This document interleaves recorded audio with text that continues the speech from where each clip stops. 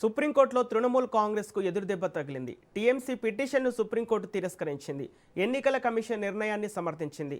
ఎన్నికల కౌంటింగ్లో మైక్రో అబ్జర్వర్లుగా కేంద్ర ఉద్యోగులు ఎందుకు ఉండొద్దని సుప్రీంకోర్టు ప్రశ్నించింది.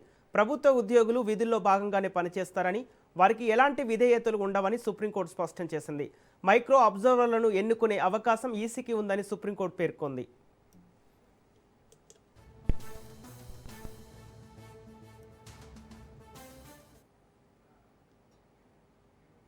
సుప్రీంకోర్టులో తృణమూల్ కాంగ్రెస్కు ఎదురుదెబ్బ తగిలింది. టీఎంసీ పిటిషన్ను సుప్రీంకోర్టు తిరస్కరించింది. ఇదే అంశానికి సంబంధించి పూర్తి డీటెయిల్స్ మా ఇన్పుట్ ఎడిటర్ శ్రీకాంత్ లైవ్ ద్వారా అందిస్తారు. శ్రీకాంత్.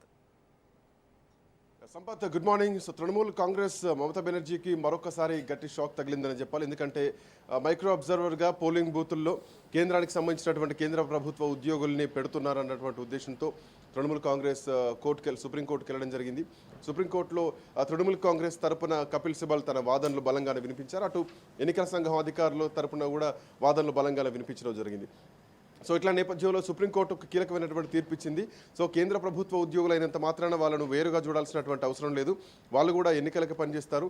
సో అంతే తప్ప అంటే సంయుక్తంగా పనిచేయాల్సినటువంటి అవసరం ఉంది.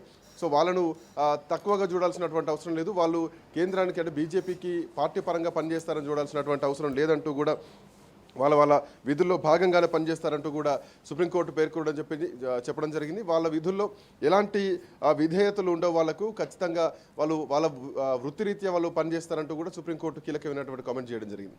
అయితే గతంలో కలకత్తా హైకోర్టు కూడా ఇదే తీర్పు ఇవ్వడం జరిగింది. సో కలకత్తా హైకోర్టు కూడా అంటే కేంద్ర ప్రభుత్వ ఉద్యోగులైనంత మాత్రాన వాళ్ళ విధుల్లో మార్పులే ఉన్నాయి. సో వాళ్ళు కూడా ఖచ్చితంగా పనిచేయాల్సిందే. మైక్రో అబ్జర్వర్లుగా ఉన్నంత మాత్రాన వాళ్ళను వేరుగా చూడాల్సినటువంటి అవసరం లేదు. వాళ్ళు ఒకరి తరపున పనిచేస్తారని చెప్పడానికి అవకాశం లేదంటూ కూడా కలకత్తా హైకోర్టు ఇదివరకే తీర్పు ఇవ్వడం జరిగింది. దాన్ని సవాల్ చేస్తూనే సుప్రీంకోర్టుకి వెళ్ళడం జరిగింది. అయితే ఇటు ఎన్నికల సంఘం అధికారులు కూడా కలకత్తా హైకోర్టు ఇచ్చినటువంటి తీర్పునే ప్రస్తావిస్తూ వాళ్ళు కూడా వాదనలు వినిపించడం జరిగింది. సో ఇట్లా నేపథ్యంలో టీఎంసీ ఉద్దేశం ఏంటంటే ఎన్నికలకు ముందే ఈసీలను మార్చేయడం, ఎన్నికలకు ముందే అధికారులను బదిలీ చేయడం, ఎన్నికల టైంలో కేంద్ర బలగాలని మోహరించడం, సో రాష్ట్రానికి సంబంధం లేకుండా కేంద్రం నుంచే మొత్తం కేంద్ర బలగాలని మోహరిస్తూ ఇబ్బందులు పెట్టేటువంటి ప్రయత్నం చేశారు అని ఇవన్నీ కూడా కపిల్ సిబల్ తన వాదనలో వాదించడం జరిగింది.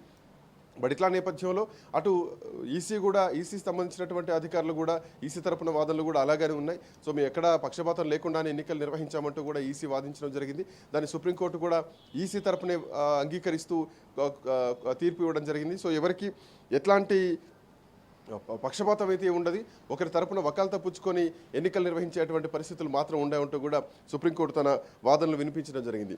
సో ఇట్లాంటి నేపథ్యంలో టీఎంసీ అభ్యంతరం పైన, సిబ్బంది నియామకం పైన సో దీన్ని రాజకీయం చేయాల్సినటువంటి అవసరం లేదు అంటూ కూడా సుప్రీంకోర్టు కీలకమైనటువంటి కామెంట్స్ చేసింది.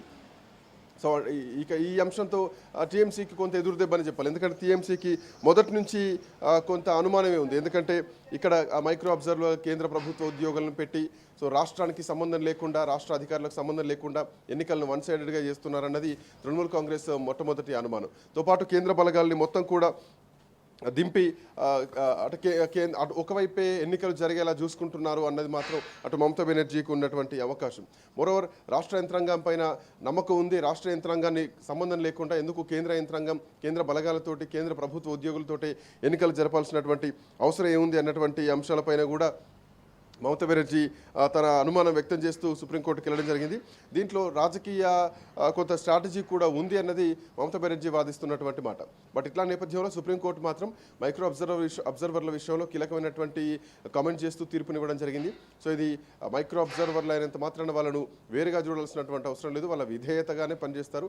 సో వాళ్ళను ఎట్టి పరిస్థితుల్లో అంటే ఈ అంశాన్ని కొట్టివేసింది తృణమూల్ కాంగ్రెస్ వాదిస్తున్నటువంటి వాదనలు కొట్టిపారేస్తూ సో కేంద్ర ఎన్నికల సంఘాన్ని గతంలో కలకత్తా హైకోర్టు ఇచ్చినటువంటి తీర్పునే సమర్థిస్తూ సుప్రీంకోర్టు కామెంట్ చేయడం జరిగింది. Sampath. Okay, thank you Srikanth.